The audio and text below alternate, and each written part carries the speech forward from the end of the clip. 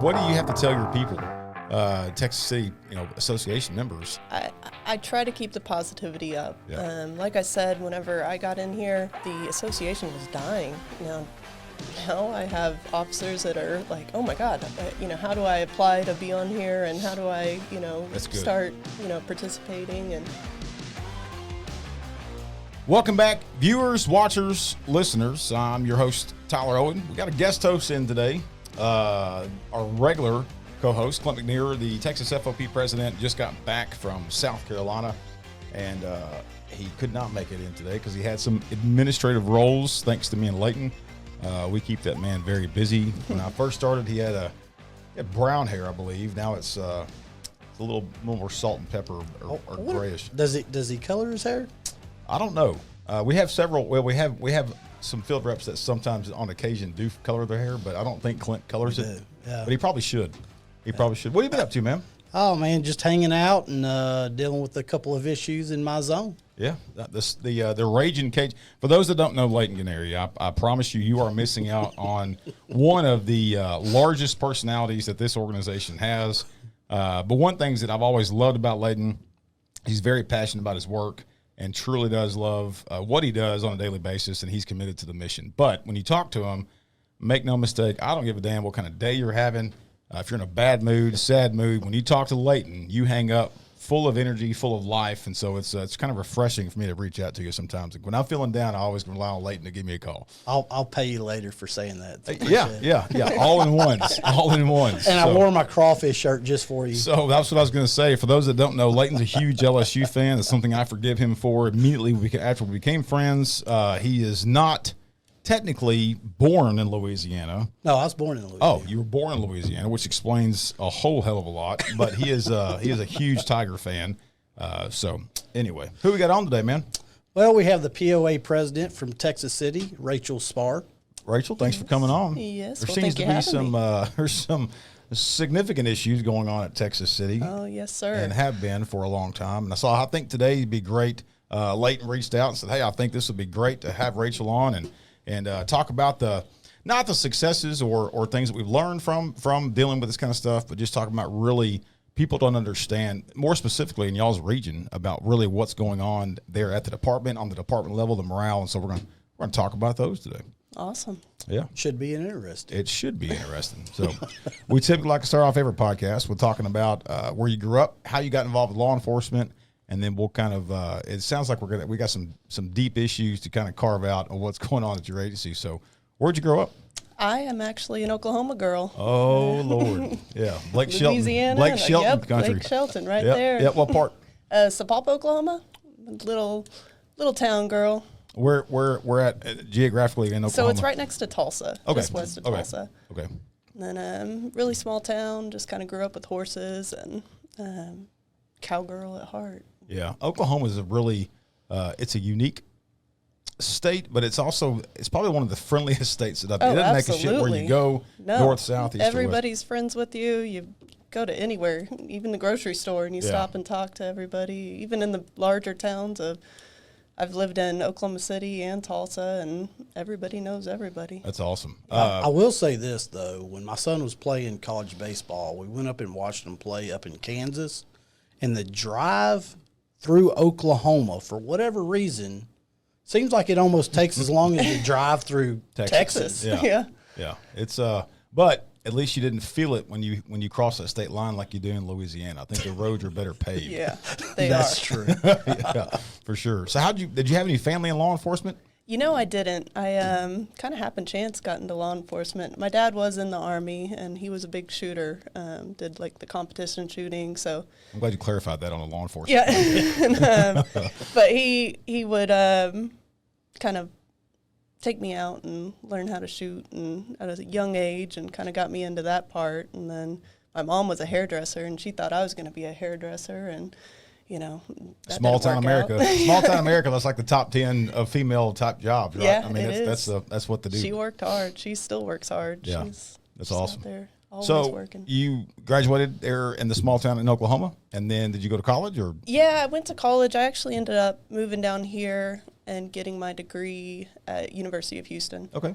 And then, Go Cougars. Yep. So I've been here 16 years, Okay. 15 years, somewhere in there. So your passport's probably you are a full I'm legal officially citizen. a Texan. You are legally a citizen now. Yes. Well, congratulations Yeah. on that. But so I grew up not in law enforcement at all, but then once I had children actually, and then still wasn't interested in law enforcement, but I was interested in kind of politics of things, and so I actually ended up volunteering for my local community, and then kind of moved up on the Parks and Rec boards, and they made me the president of the HOA and in League City, but I loved helping people, and I really loved standing up and making sure that they had their rights, and kind of led me into law enforcement. It was something that, is odd, and, I just love to serve people. Yeah. Were you one of them ones that sends the letters to Yes, if your I grass was. is too high? Yeah, Oh I my was. gosh. I Rachel, we was. liked you Now I before. hate them. Trust me. Yeah. I can see Now I your can't garbage stand it. can from Now the whenever, road. Yeah. A violation. Now whenever the HOA person calls the police, and I'm like, oh God, no. This is ridiculous. Yes. Yeah.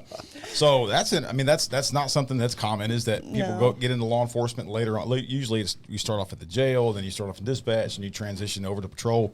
So that's cool. I mean, it just proves to me that you've always had a servant's heart. Yes. You have that. It's not something that that you can teach people, right? No. You're born Yeah. with that, and so Yeah. that just confirms that you're a public servant, and you always have been, and just took a little while to get there. Yes, absolutely. From Karen to cop. To Karen Cobb. From Karen to cop. That's true. Yeah, is.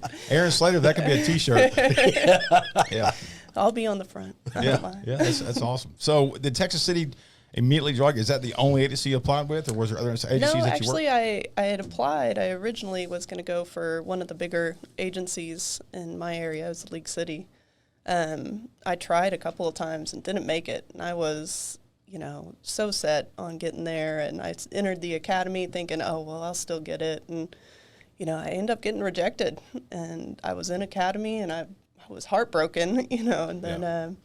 but Texas City had sent somebody over to kind of recruit us, and I kind of connected with him, and they were automatically just jumped on, hey, no, we absolutely believe in you. And since then, I loved Texas City. Whenever I came in, I was so proud, and it was so nice to kind of be given a voice, and, they pushed me on education, and, I think I was able to accomplish quite a bit. Yeah, I mean, and we're going to talk about that here in a minute. So you were hired on in Texas City, obviously put on the FTO program, you went through your training, and then how long have you been at Texas City? Since I got hired on in 2018, Okay.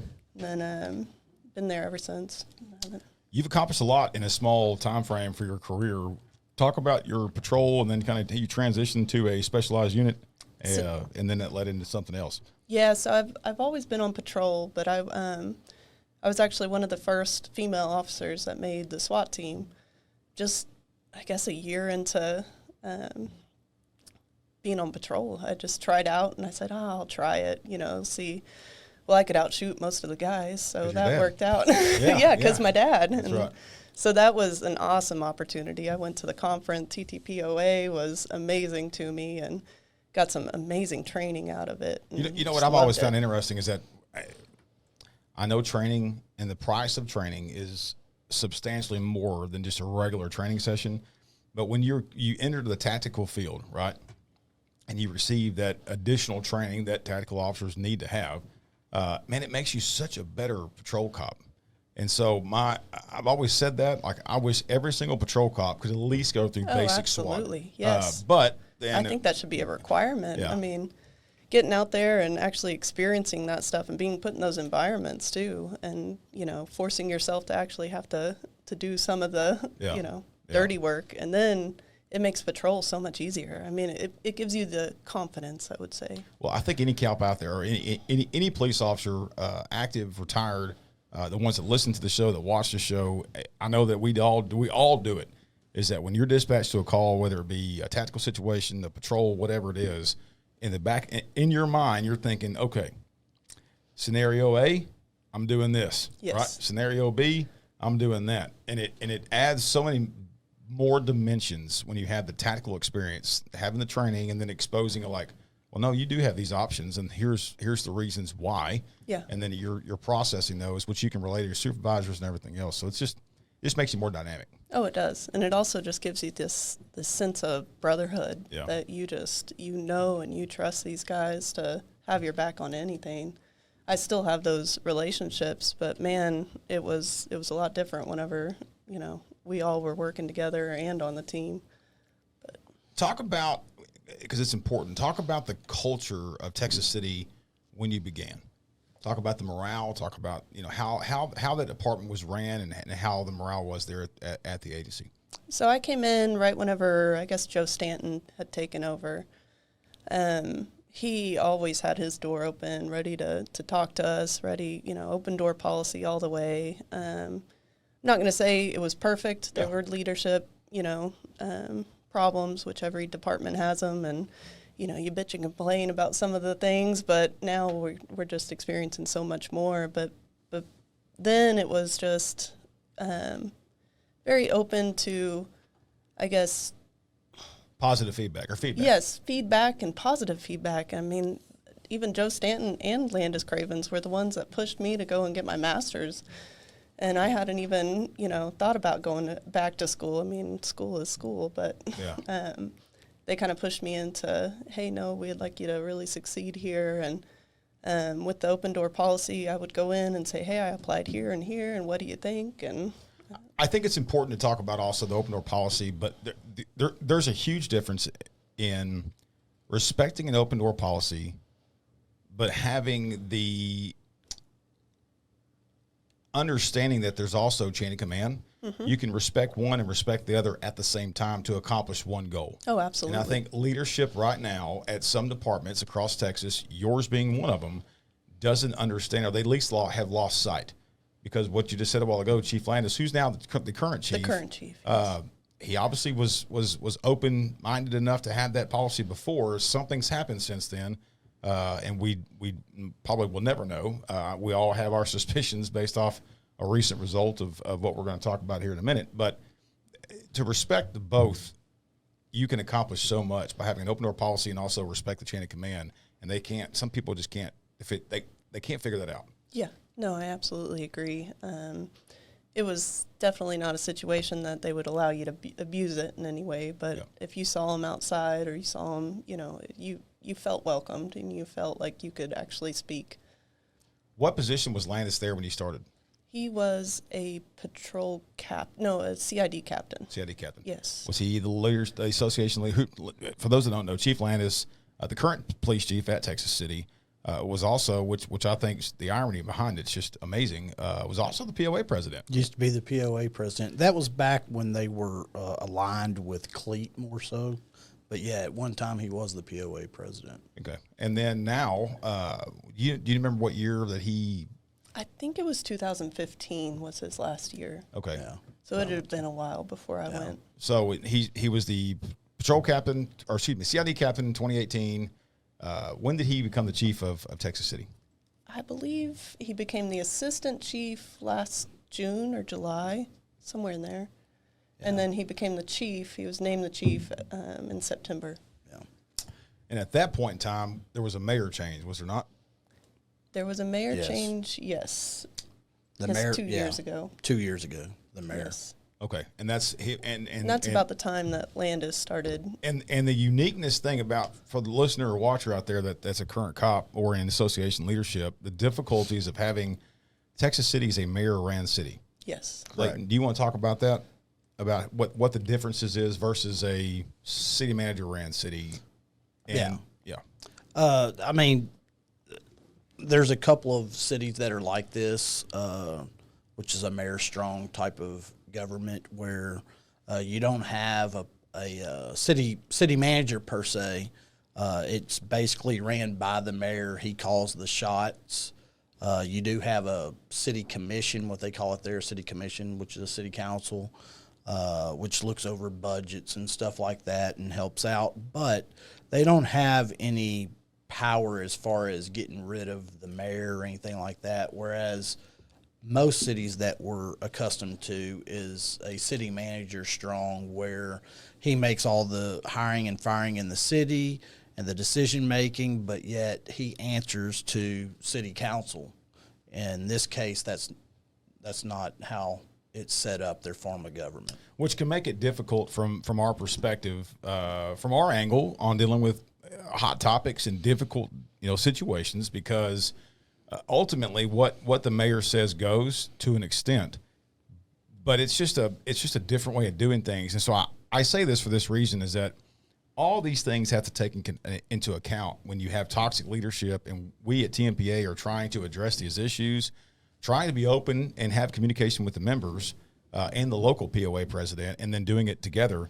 But it's difficult because it adds into our game plan of kind of how we approach the situation, right? And we're going to get into that here in a minute. And a little bit about that, Tyler, is like in Texas City's case, the mayor doesn't work full-time for the city. It's not like Houston or something like that where the mayor's there all the time.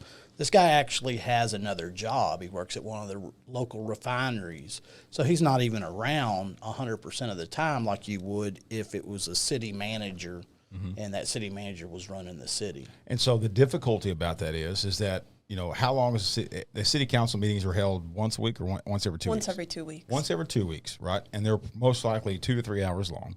No, maybe not even they're that. not even an hour usually. Yeah. And so decisions are made in that 1 hour block every 2 weeks that ultimately are big decisions that make the city operate. Meaning that the mayor makes a decision and there's nothing that can be done until the next council meeting, because that's just the rule of government. Correct. Yes. I mean, you know what I'm saying? Versus a city manager ran city. He's there every day. He works full time, just like the people underneath him. And so I just wanted to add that in because it's important for the listener or watcher to know, to understand the kind of the difficulty of this situation and the magnitude of it. So 2018, you were hired. Landis was CID captain. He was promoted to assistant chief, and so the mayor comes in a year later. Now he appoints Chief Landis. I didn't have much history with him. Like I said, he would kind of go in and close himself off in that office. That was kind of his MO, was, kind of to be back there. And I guess he was doing school and leading the CID.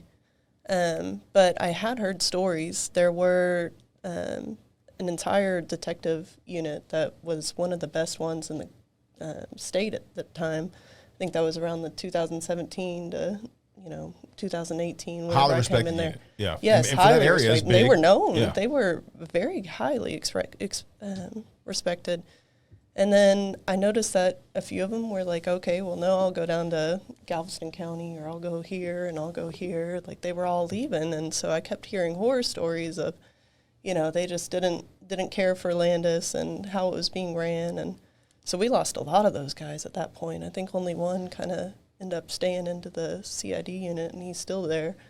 But that was my first experience with him. And then it wasn't until I didn't understand, everybody kind of kept saying, oh, this is going to be, a crazy show whenever he takes over. And I was just like, oh, I've always kind of. Not that you're naive, but you were naive to the situation. Like, what could be so bad? Yeah, exactly. Yeah. In-house, it's good pick. The former POA president. What's not to love about this guy? Exactly. And right now, today, Texas City Police Department's a young police department. What you want. Right. That's a great. That's. I mean, right now, probably the average Probably only like 5 years. 5 years or less. Wow. For the majority. Like very young. Yeah, of the department. To give another perspective, what is the slotted sworn number for Texas City for the ADC? So we're slotted for 101 right now. Okay.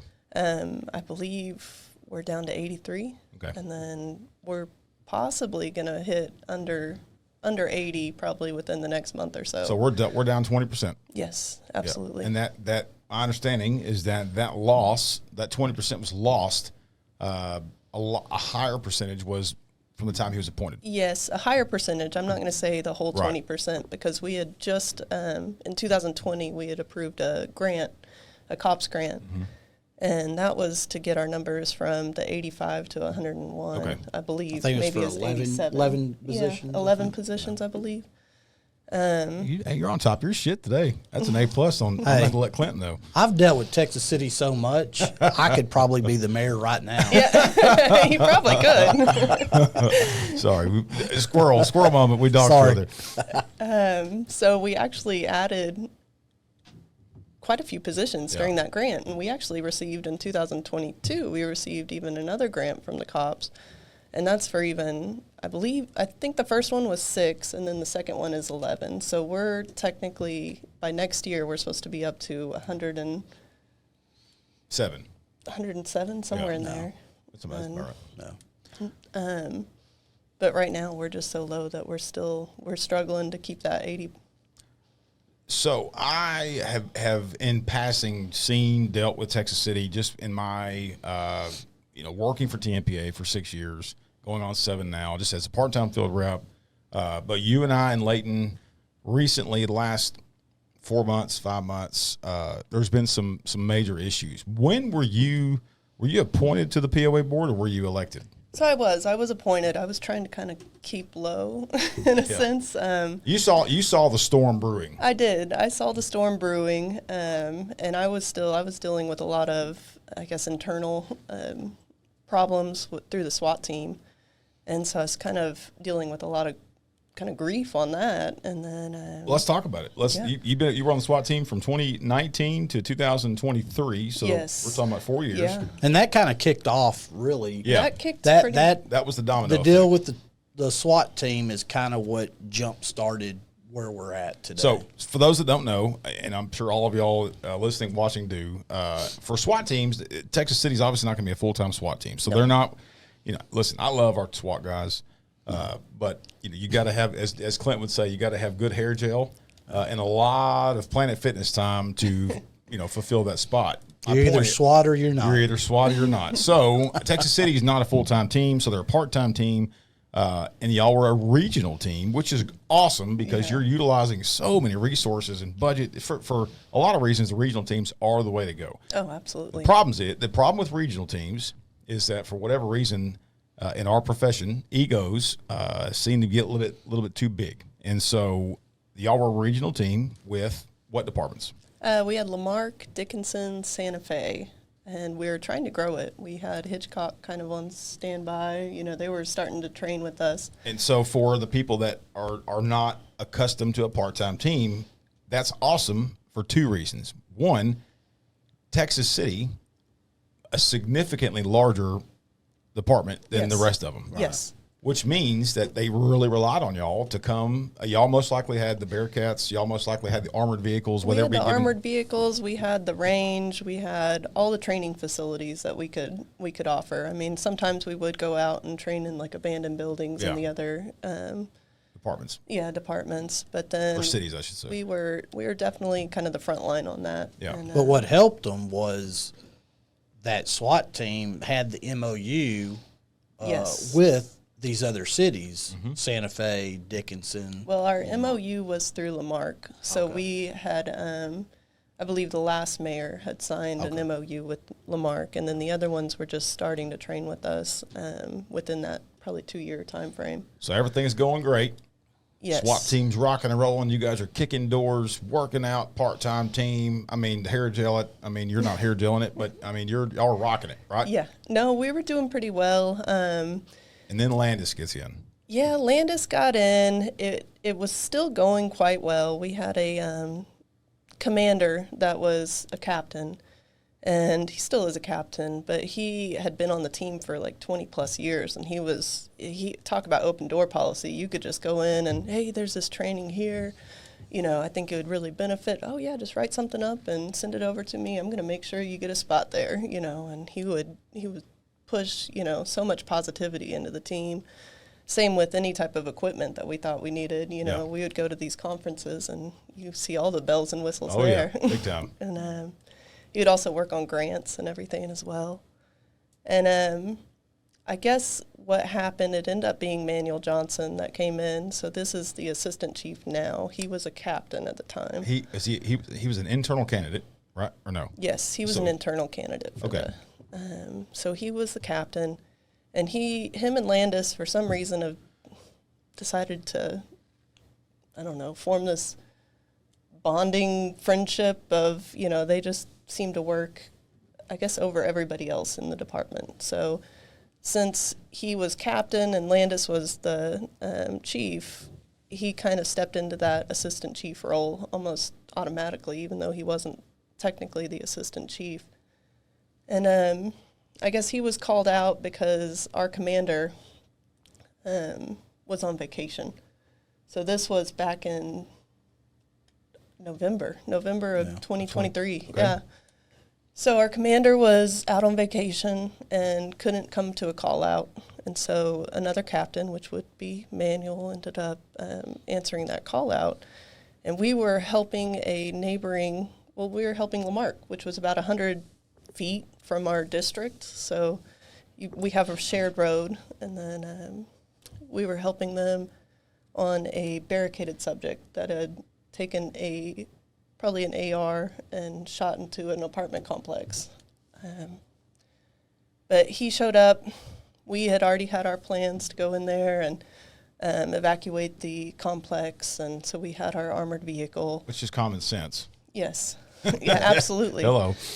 So, Especially with those rounds go through a wall. You know. Yeah. but definitely tactically sound. We split our teams up, and one goes one way, one goes the other, and we're trying to figure out, the best plans. And our team leaders had taken over at that point. And then he shows up, and he puts everything at a halt. And by this time, we have DPS, we have Dickinson, we have Santa Fe, we have Lamarck. Everybody's on scene at this point. These giant scenes that everybody's helping everybody. Well, we're taking the lead on it. And he comes and puts everything at a halt and says, I need to call the DAs on this. And so that was fine. We understand that, but we have an MOU with them. We have to help them no matter what. And then, so it paused everything. And then it was kind of known to everybody else started asking questions like, hey, why aren't we pushing forward? Or why aren't we helping these people? And then it ended up working out pretty well because I think he got off the phone with the DA and they were like, of course you can help. And then, so we started to go evacuate with the armored vehicle. I was actually front on this one, and we went to go evacuate the neighboring apartment, and then automatically the guy just comes out and surrenders, gets on the ground. So it all worked out. But the next day, I guess he went to the chief and went to a supervisor meeting and just stated that the SWAT team was out there and they had no idea what they were doing, and that he was having to hold us back from going and entering that room and, taking the gunman down. And we were like, no, we never had any, So he was the captain at that time. Yes. And your commander of the SWAT team is what rank? He was a captain as well. Ah, okay. So we kind of put the other captain in the spotlight and was like, hey, he's not doing a good job. He ended up actually taking his position away. Landis ended up taking it, I'm assuming. But their decision to take that position away from that captain and give it to original captain. Right. And gave it to a sergeant that he had been on the team for a few years, but he had quit 3 times. He was always known for kind of coming in late and never having good attitude. No dedication. No dedication at all. No hair gel either. You got to have that. He wears plenty of hair gel, I'm sure. No Oakley glasses in. No. No, and but he would come in, bad attitude every time, and he'd make us kind of feel, not great. And so that's kind of how the team knew him. Like, okay, well, every time things would get tough, he'd just quit, and blame it on somebody else. And Not a good quality of leadership. No, so we tried to reach out and say, no, we don't want that person taking over the team. That's not, we have, 8 officers with 90 years of experience that are sitting here telling you, no, this is not a good idea. And just completely went over us and made him the commander. And 8 of us, 8 out of, I believe it was about a 14-person team at that time, ended up resigning. From the team. Yes. As you should. Yeah. But I guess this is what ended up leading to all of this mess, because they started retaliating against us. Which is a very good trait of Landis, or recently is. Yes. It's not really been known of him until recently. Yeah. So it was just constant to where you never got to go to trainings, like any type of training that you would put in, that he would keep using the word oh, well, you need to fix your reciprocal relationship with Texas City. And we're like, okay, well, there was nothing in policy that stated how long you needed to stay on the team. So we have officers that had been on the team for like 15, 16 years that quit, and yet they were still. Well, let's go back to what you just said. Landis was upset that all of y'all quit, right? Mm-hmm. But the commander that he put in charge of the team was the same guy that quit 3 times. 3 times, yes. So we're upset because y'all quit once, and we're going to promote and hand over this highly trained, sound tight team to an individual that's quit 3 times before that. Yes. Is that my understanding? Oh, absolutely. And even on our evaluations, I've never had a bad evaluation, and neither had most of the people that were on the team at that point that had quit. And Manuel went in and changed all of our evaluations that our immediate supervisors had filled out. And he ended up going back in there and just putting, well, since you quit the team, there's, you don't meet expectations for pretty much all of your, evaluation. Like you would just put odd things stuff that were in there that kind of judged us. And so that probably created a little hesitation on the captain spot, Manuel Johnson's. yes. So at some point during all this, me and him were talking about there's maybe a flare up at Texas City. And in our profession in TMPA, we kind of see that members, we always say this a lot. This isn't just an association, we're a family, right? And so sometimes members will just reach out that may not be POA leadership or might be the POA leadership and just say, hey, I just want you to be aware this is what's going on in the department. There's some rumblings. And then they made us call for advice, which is very much what happened at Texas City. So me and Leighton were at an event talking about this, and he said it then. He said, I got a feeling this is probably going to lead to much, much worse with the administration being retaliatory. During that time, the exodus of a lot of people and the retaliation trait that the leadership, began to have, you get appointed to the POA leadership board or the POA board. And what you meant earlier by you saying you're just trying to stay low is because the retaliatory stuff that they were doing against these 8 SWAT members. And so Yes. you get appointed to the board. What month was that? So I had gotten appointed back in January. She was already on the board. Yes. She just wasn't the president. I wasn't the president. okay. Yes, so I actually didn't even run to be on the board that year. I'd ran, I believe, just to be on the actual the board or the committee, like the board committee. Like the advisors. Yeah. Yes, and then but I kept my name off the main executive sheet, and then Yeah.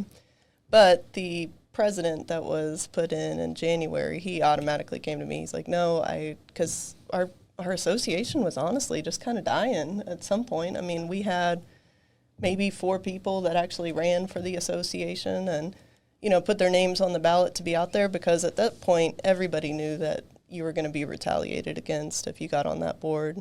And so he approached me and he's like, I really think you would probably be the best person for this job. I would really, appreciate it. And He didn't know you had Karen experience. exactly. Wow. He probably did. It's a well-known fact. Yeah. Karen the cop, baby. And so he approached me. I ended up taking it. And of course, I would go to everything. I remember some of our first meetings that we were together and we were just talking about the survey and everything and how we can kind of make things better. And but Yeah, because then we went through 3 presidents. I'm the third. Yeah, Yes. third since May, But this past May. Yeah. so the person that actually ran, he had a clean record, never in trouble, great cop. He ended up getting retaliated against almost automatically. He went in there and I believe he got taken out of his traffic unit. And so he was kind of bitter. He was, they did this to me, kind of something that he liked and appreciated. Well, I think he ended up, being bitter and didn't take a report one day on something he should have. They automatically threw him. So what they did in a retaliatory manner was anytime you get an IA and you weren't kind of one of their little cliques, then they reassign you to the jail. And it was working odd hours. It was completely off your shift, usually night shift. And you would go in there and you'd have to spend months in the jail while your IA was being investigated. And for people out there that doesn't understand, in the Houston area, if you're going to be a member of SETSIC, if I remember right, SETSIC, which is city warrants, right? So all the Houston metropolitan area departments around Houston, if you're going to be a member of SETSIC, you got to have a city jail, some type of city jail, meaning that if somebody comes back with a warrant, let's say out of Sugar Land, then Sugar Land is going to come get that person and bring them back to their city jail. So SETSIC's essentially an MOU within all these departments saying, hey, we'll take your warrants and arrest them if you take ours. Right. And then you have to go get them and bring them back to your agency, whoever warrant they're being arrested for. So this is just more of a holding facility than an actual jail. I got you. They call it a jail because Class C's can stay there, but... Yeah, it's not a county jail or anything. Yeah. So we were experiencing all these reassignments. Well, they reassigned that current president, and he was back there for a couple of months before he just kind of went to them and said, hey, unfortunately, he has a child that has a medical condition that they don't pay. I guess our insurance doesn't pay completely for the medication that they need. And so he's there all the time working his rear off. He's just constantly working. And so he wasn't allowed to work extra jobs during that time too. So he actually went to the chief and said, hey, I have to work these extra jobs. What can I do? And the chief just told him, oh, if you don't want to admit to all this, then, show back up in 3 weeks. And he's like, I can't. I've got to just sign it and go. And he left the presidency because he's like, I can't do this for my kid. And then, how soon after was he taken out of the jail? Oh, automatically. And, yeah. So he resigned, and he was immediately He taken out. resigned. He out of the took a transfer. day off. He took for his IA that he was under. I think he took a day off for that. Wow. And just so everybody understands, a lot of the stuff that the chief and the administration is doing, they're allowed to do, right? Yes, they are. But everybody knows that it's to jack with somebody that is rising up and questioning some of the things that are going on around the department. They're sending the message. They're sending the message and they're playing the game. But they're flirting with the very definition of union busting. For sure. Oh, absolutely. Yeah. For sure. I mean, I've been at Tmpa almost 15 years. This is the worst situation I've ever had. Yeah. Yeah. Well, so fast forward a little bit. We go through a period where you're like, you get appointed, the current president leaves, goes to another agency who's doing quite well. A management survey, from our perspective and a TMPA lens, is like the last resort. It's not something we typically do just out of the gate. We're not going to get a call from one member and say, "Hey, my chief's being mad or being mean because he told me to. I can't have my tattoos uncovered." Yeah. We're not going to do a management survey. No. It's just not. It's not professional. It's just not how we conduct business. For us to do a management survey, there's significant problems, and so that led up to that, with Leighton having a relationship with the two past presidents, now you. So management survey was talked about, and it was executed. It was done. Right. Talk about the percentages of who participated in that management survey, and then talk about what the management survey showed. Yeah. So with the management survey, we always want to do it with the officers' personal emails. Nothing's being done on duty, anything like that, anything to do with your, city's email or anything like that. We ended up sending out to, I want to say it was 86. At the time, y'all had 91, I think, total. That's from the chief on down. When we send the management survey out, we send it to the chief also, from the chief all the way down. Consists of about 60 questions on the survey. And those questions look like something like, let's say that I was a patrol sergeant, and let's say that maybe even I was the target of a management survey. Leighton would be a quote-unquote line-level patrol officer, and the surveys are questioned in a manner of like, would you agree that Sergeant Owen is a good leader?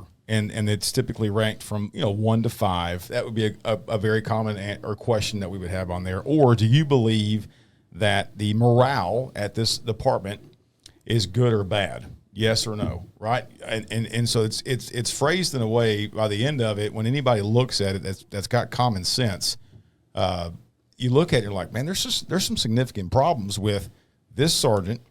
There's significant problems with this captain. So it's not left you to question what's going on. Right. No. It's obvious what the issues are. So out of the 91, there was 4 emails that we couldn't get at all because of Rachel had asked for a email, just somebody's personal email, didn't say what it was for, and they started an IA on her. Yeah. So we cut that out. So there was 4 that we couldn't get. Time out just for a second. Oh yeah. Is that this is off camera? I mean, Sally, don't stop it. But is that IA concluded? Yes, Yeah. it is. Yeah. It's concluded. It was found exonerated. Okay, that's fine. So just say we're going to pick back up. Just say Rachel asked for her personal email or some personal emails, and start with that. Oh, okay. Rachel asked for a personal email from a coworker, which people do all the time. Yeah. And they started up an IA on her. So I didn't want anybody out there, putting their job online over a personal email. So there was 4 that we couldn't get a hold of. And what was going on? She was doing it under not your direction, but essentially you were compiling a list of the emails. Correct. Yes. Off the for clock. TMPA. No, that one was because we had been told, I guess, all the years past, you could work on an association business on the clock. Right. If you needed to make phone calls But the conversation you had essentially was like, hey, will you shoot me a text later on of your personal email, anticipating it after you get off the clock, and something got back to the chief or the administration. Now going back to that, the chief and the administration, after all these years, I mean, Texas City has had a POA forever. Since the 60s. Yeah, since like the 60s. And this is the first time they put something out and said there will be no association business conducted while on duty. That's why they started the IA on it. Okay. They put a memo out on it whenever they knew that this was starting to come. They knew that a management survey was about to start. So anyways, out of the 91, I think we sent to 87. Out of the 87, 67 of the 87 Got you. took the management survey. Got you. And so the results, and get through it. Yeah. The results were pretty astounding on because in there it's basically very satisfied, no comment, then disagree, strongly disagree. And you could see where the problems were within the agency through that. And one of those problems was Landis had some leadership issues. Not shying away from that, but the main problem that I saw when I saw the email was Johnson. Yes. Yes. Johnson is the one that I was like, Manuel Johnson. And you talk to people, and I do my homework on people, and backgrounds on basically who we're dealing with. And a lot of the area people that I talked to said they were super surprised about Landis Cravens. You know what I mean? Mm-hmm. But nobody was surprised by Manuel Johnson, like people at other agencies. You see what I'm saying? Yeah. And these are high brass people at other agencies. Correct, yeah. Guys that probably go to the same Chiefs conferences. Correct. Yeah. Correct. So just throwing that out there. Yeah. So the survey comes in, and then it's obviously he's upset. He's kind of doing the cold shoulder thing to everybody, but it's not being addressed at the city level. I mean, how those steps go is that we typically get the results back. We attempt to have a contact with the chief. That was refused. Then we go to the next step and try to at least present it to a city manager. This is a mayor strong city. That happened. I have to say this because this is pretty wild. So like you said, usually when we get the results back, we go and meet with the chief, sit down, and say, hey, here's the results. Let's talk about it, see if we can work together, but the officers and the chief to try to fix some of this, and go on down the road. sometimes that doesn't work. And in this occasion, I sent an email, and the chief sent back like within a day, I think. Yeah. Absolutely. I said, okay, well, give me a date and time and location, and I'm gonna bring it to you. So he sets up the date. The first date was when Beryl hit, so we couldn't meet that day. So I said, give me another day. So the day of the meeting, it was like 9 o'clock in the morning, I believe. And so I get to Texas City Police Department from Chambers County, and sitting in the parking lot and waiting, to go in and speak with them. And all of a sudden I get an email from Manuel Johnson that says the chief no longer wants to meet. Basically, I'm paraphrasing it, but the chief no longer wants to meet. So I'm sitting there scratching my head like, what in the world? Right. So I leave from there and I drive to City Hall to go talk to the mayor. Yeah. Because I'm like, we're trying to get this out to y'all, and the mayor's not in the office. I leave my card and then turn around and I send him an email while I'm sitting in the parking lot of City Hall explaining this situation, and he never responds. Like, to this day, he still hasn't responded. I sent an email back to Manuel Johnson and said, well, do y'all plan on rescheduling? And it was sent to the chief, not to Manuel Johnson, because I'm wanting to deal with the chief. And he says, no, sir, we will not. And so I sent a reply back and said, this email is intended for the chief, not the captain, because he was captain at the time. And then no response after that. Wow. Which led into you guys addressing, having to address the city council. Correct. And then it became this big public debacle, and that we're still fighting through right now. And they still refuse to accept the management survey.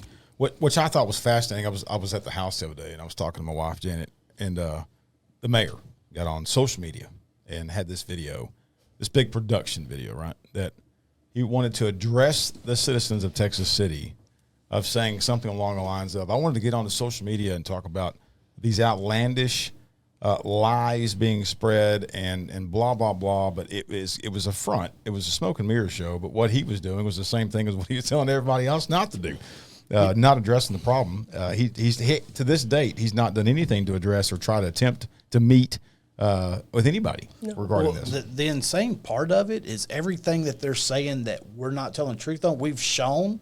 Yeah. We've actually, I showed the emails to the media because the media was asking us.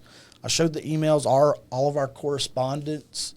We have no reason to lie. No. All we're going to do is show facts. Well, and what's sad about that situation is that the longer this continues, and the more days and hours and minutes that go by that this is not addressed, I'll tell you who it affects you. It does. It affects the people that you serve under the association. It affects the community, the citizens, the safety of Texas City.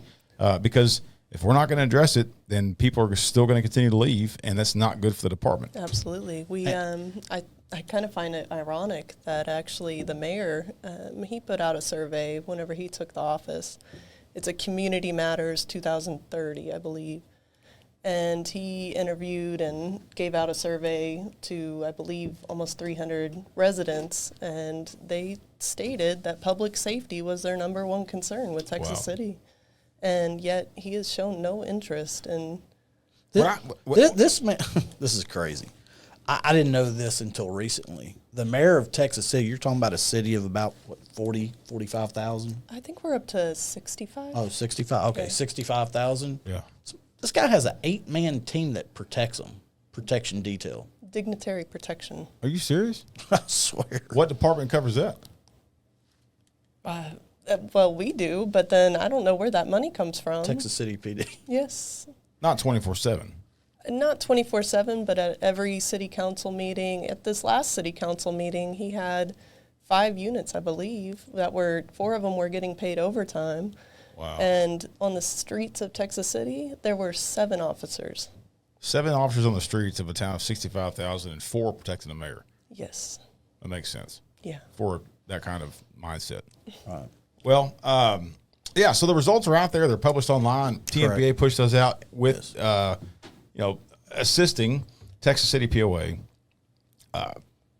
Rachel, where do we go from here? What's the next step, and what do you say as the POA leadership and president to the people that you serve? Before she answers it, there's a deeper problem there as well that was brought up during a recent news interview, as well as city council meeting, and it had to do with Manuel Johnson.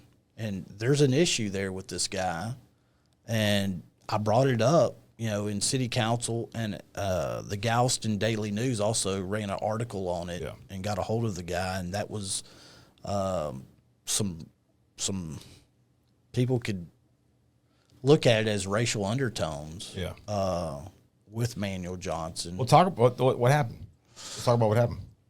So during all this stuff that was going on, I was told and given a letter by the African American Police Association that is at Texas City Police Department, and in this letter it talked about Manuel Johnson, which is who now is the assistant chief. And they were discussing some issues within the department at the time, during, I think, under Stanton, when Stanton was the chief. There were some issues going on with some of the African-American officers within the department, but they talked about Manuel Johnson, and Manuel Johnson having a huge Confederate flag tattoo on his chest, and they made him cover it up, but then so I'm assuming that he had to get inked up over it or get it removed. But they cited a situation that happened where, just like right now, they're going through hiring people and stuff like that. This young black male shows up, and during the interview portion of the hiring process, Manuel Johnson, along with a couple other people in the room, walk up to him and tell him to take his shirt off, because I guess he'd put down that he had some tattoos on his body. It was during the oral board. It was only Manuel Johnson that made him take his clothes off. It was during the oral board, yes. my understanding. Right. It was not the oral board. He was turning in his personal history packet, and whenever you turn your personal history packet in, they usually have a couple of maybe sergeants or somebody that's on shift along with.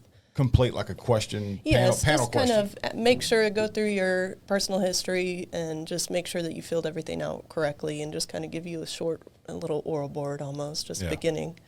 Oh. And so he had actually walked into the room, was kind of interviewing. You said it's still a formal style, and he wore a suit, I believe. And this was actually right at the time that I had gotten hired as well. And I believe he made him unbutton his shirt and take his shirt off to where he could see his tattoos. And it was a pretty big deal when it happened, but I don't think there was ever an IA opened on it or anything. And we have yet to talk to anybody else that had to do that.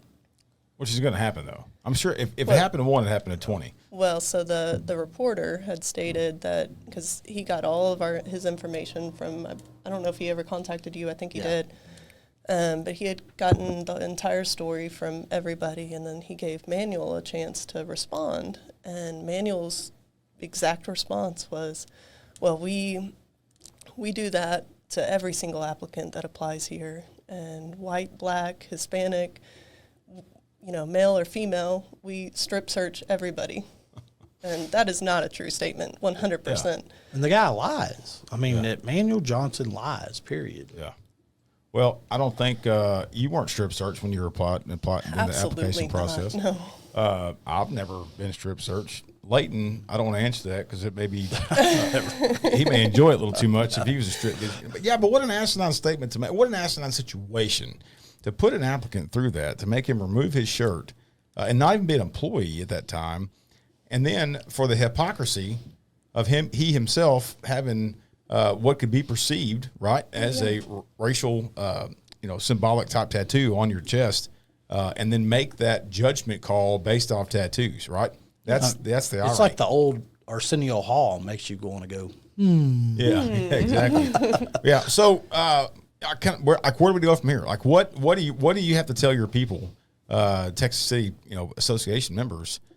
Keep your head up, keep pushing through. I mean, there's this storm kind of that's hovering above you guys, and one day there's going to be sunshine and rainbows, I guess. I try to keep the positivity up. Yeah. Like I said, whenever I got in here, the association was dying. Now I have officers that are like, oh my God, how do I apply to be on here, and how do I, That's good. start, participating? And It's getting stronger. The POA It is is. getting stronger. They think that, it's only a couple of malcontents. That's what they've always said. Yeah. And that's not true. it's Well, not true. I think something else that we learned, for those that don't know and those who are listening that are Texas City POA members, I do want to say this about Rachel. There were plenty of times that she and I were on the phone together, and Leighton, at 4:30 in the morning, 5 o'clock in the morning, all the way to late at night when she'd get off shift to 10 o'clock at night, working through and just us being a resource. There wasn't a day. I mean, it was still to this day. We're absolutely. communicating and still Even- communicating. Yes. Well, and talking about Texas City could go all day long, but there's one thing that we do need to discuss real quick if we have time. Yeah. And that is the internal affairs aren't being investigated internally. I completely forgot about that. So, so what I found interesting about the whole situation was there is retaliatory situations going on, which we've heard about, but the decision making at the top affects the financial budget of Texas City Police Department. And what I mean by that, what Leighton's referring to, is that there's so many internal affairs investigations going on, they're outsourcing those. And a secondary retaliatory situation that they're going through is they've reverted back to the old uniforms. And the average cost of uniforms are $200 to $250. And just to show that they are high, they're in charge, they're reverting back to what was it a POA request to go to these other uniforms? Is that my understanding? I think it was just officers in general. Officers Yeah. think about wanting to go to the- beards, tattoos, the darker uniforms, kind of what as a everybody recruiting wants. tool, because Correct. everybody Oh, around, that's a huge thing for the younger generation. Have And I'm that not dry fit. Yeah, I'm not taking a shot at the younger generation. I thank you so much for wanting to be in a profession we all love. absolutely. You have to stay relevant, and you have to be attractive within the department for recruiting purposes. So that the uniforms were changed, and just to be retaliatory, the uniforms are now going back to the old school light blue, right? Powder blue. Polyester.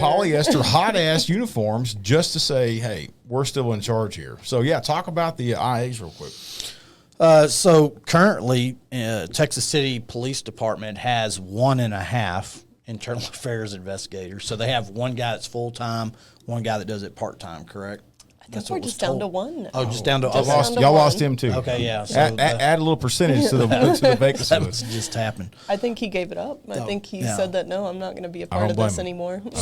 So what the department is doing is they're outsourcing their internal affairs investigations, which I've never heard of, and I've been around law enforcement for 30 years. Yeah. And let me correct you a little bit on this. Don't correct me on camera. Not correct you, but Better so these understood. IA investigations, these are not from citizens. These are Right. not putting the Yeah. public in danger. These Good are point. things that are Late to work. late to work by a couple of minutes, or Retaliatory. What they are. well, they're vaping in your unit. You're getting days off for vaping in your unit, and that's because they saw them on body camera later. They're putting different IAs on us that are holding us back from working any extra jobs or anything for minor, policy violations like this. And I bring this up because a lot of that stuff is first line supervisor issue, right? First line supervisor issue, he handles it and it's over with, right? This is not going to first line supervisors. This is going outsourced, paying money to two different organizations that do this type of stuff. One of which is owned by the chief's hunting buddy, which is a chief in a neighboring department, and he owns this business on the side. I just have an issue with that personally. I mean, I'm not a citizen of Texas City, but I can't believe that there's not more of an uproar over this stuff, and it's been made public. It's mishandling the city budgets. What you're doing. It is, and actually the one that is his buddy, he actually stepped out and said, no, I can't do this any Oh, wow. longer. We've found integrity issues, and we are not going to push forward with Texas City any longer. Good for him. So I do commend him on that. But now there's a new organization. The other one is ran by a retired Texas Ranger, and everybody that works there, except for maybe one guy, is all retired Texas Rangers. Usually they don't interview you unless there's some type of criminal issue, and I'm sure it's not filed against somebody. In order for them to show interest in that, they've got to be paying a pretty good amount. I would think so. Yeah. We're in the process of gaining that information, but I just don't understand why you'd be paying any money at all over, somebody's hairs out of regulation or whatever. And let me get things straight. We also, as an association, as TMPA, we do understand that officers need to be held accountable. Correct. That's not something that we're going against. It's because I think that's one of their arguments as well. Officers are just going AWOL, and they officers need to be want held accountability accountable. way more than what the average citizen does. Yes, Correct. and we should be held to a higher standard. That's right. We absolutely should. But whenever you're using this in a retaliatory or almost a weaponized system, then this is not okay. Yeah, Correct. it's killing the morale too. I Yeah. mean, the dwindled morale and the continuation of the weaponized policies and procedures against them. It's unfortunate. Really, it is. It really is. Well, we're praying for you. We're here if we need you. I mean, we are here if you need us. Time will tell. Time will tell. Hopefully one day the mayor will wake up and realize that he needs to act and be the leader he was elected to be. And I think Landis maybe is on the verge of possibly looking at the fact that his assistant chiefs probably wasn't the best decision. And it's costing the department and costing the citizens of Texas City, let's call it what it is, safety. Oh, right? absolutely. So I am glad that Chief Johnson was able to obtain his degree on potentially the city clock, so he can move on down the road. Hopefully that'll be soon. So anyway, Hopefully. Well, you got anything else? No, I think that's about it. Like Yeah. I said, the fight will continue, and hopefully, before it's over with, all sides can sit down, and discuss some things. And they're in the middle of bargaining. Yeah, y'all got well. a pretty good response though of the citizens showing up the other day. Your last We council did. meeting. We actually made it public, and in the years past, it's always it might be posted publicly on the PD bulletin board, Right. but it's not public.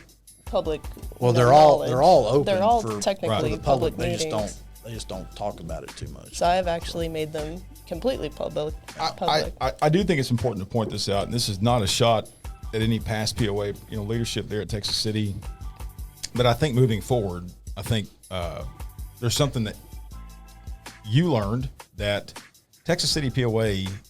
You said it was a dying association. It was just lack of interest because people were scared of the retaliatory actions by Landis.